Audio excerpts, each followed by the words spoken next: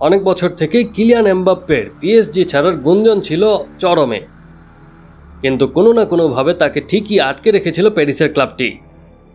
কিন্তু শেষ পর্যন্ত এবার মৌসুম শেষে ফ্রি এজেন্ট হয়ে পিএসজি ছাড়ছেন কিলিয়ান এমবাপ্পে।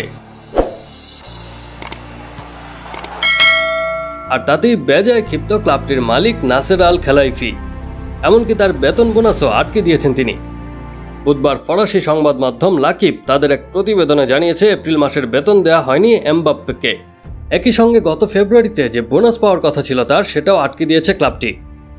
ফলে আইনজীবীর শরণাপন্ন হয়েছেন বিশ্বকাপ জয়ী ফ্রান্সের তারকা খেলোয়াড় কিলিয়ান এমবাপ্পে। সব মিলিয়ে পিএসজিতে এমবাপ্পের শেষ সময়গুলো বেশ জটিল হয়ে উঠছে। লাকিবের সূত্র মতে বেতন ও বোনাস মিলিয়ে ক্লাবটির কাছে প্রায় 80 মিলিয়ন ইউরো পাবেন এমবাপ্পে। সংবাদ মাধ্যমটি আরও জানিয়েছে এই পরিস্থিতিতে প্যারিসিয়ান ক্লাব থেকে এই ফুটবলারের বিচ্ছেদ চূড়ান্ত করতে আলোচনায় বসবেন পিএসজি ও এমবাপ্পের আইনজীবীরা। এদিকে আন্তর্জাতিক গণমাধ্যমে জোর গুঞ্জন, এরই মধ্যে রিয়াল মাদ্রিদের সঙ্গে চুক্তি হয়ে গেছে এমবাপ্পের। তবে এখনও কোনো কিছুই স্বীকার করেনি দুই পক্ষ। গত ফেব্রুয়ারিতে স্পেনিশ সংবাদ মাধ্যম মার্কা তাদের এক প্রতিবেদনে জানায় এমবাপ্পের সঙ্গে চুক্তির বিষয়টি শেষ করেছে রিয়াল, আর এই চুক্তিটা হয়েছে 5 বছরের জন্য। সেই প্রতিবেদনে তারা আরও জানিয়েছিল গত জানুয়ারি থেকেই এমবাপ্পের সঙ্গে যোগাযোগ করে রিয়াল। এমবাপ্পের সম্মতি মিললে তার সঙ্গে কথাবার্তা শুরু করে ম্যানেজমেন্ট। মূল আলোচনা ছিল বেতন ভাতা নিয়ে।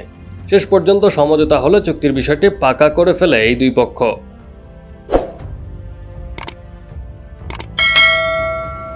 এর আগে কয়েকবারই এমবাপ্পেকে দলভুক্ত করার অনেক চেষ্টা করেছে রিয়াল মাদ্রিদ, কিন্তু তা গুঞ্জন আকারেই থেকে যায়। 2022 সালে এমবাপ্পের সঙ্গে চুক্তির খুব কাছে ছিল রিয়াল। তখন তাকে আটকানোর জন্য ফরাসি প্রেসিডেন্ট ইমানুয়েল ম্যাক্রোর দ্বারস্থ হন খেলাইফি। প্রেসিডেন্টের অনুরোধে প্যারিসে থেকে যান এমবাপ্পে। তবে শেষ পর্যন্ত এমবাপ্পেকে আর নিজেদের ক্লাবে ধরে রাখতে পারেনি পিএসজি। Action sports.